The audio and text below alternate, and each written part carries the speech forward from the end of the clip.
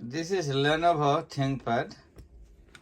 I like to change the keyboard, replace the keyboard. I like to keep that. This is a Lenovo ThinkPad and 470, and I will replace the keyboard. Let me see. First, you have to look like this. Have this screw.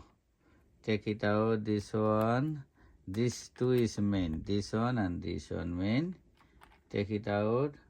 One is here, or another is here. Then let me see. We just start.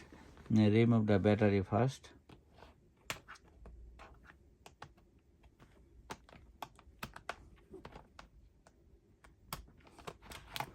Remove the battery. Then we can go back over here.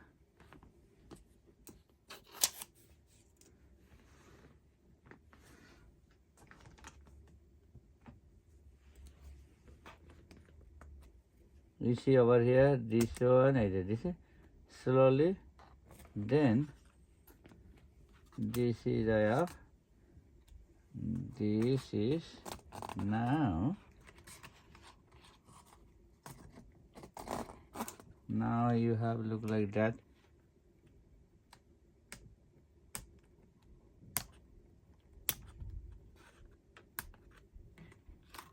Oh, that's it. Battery.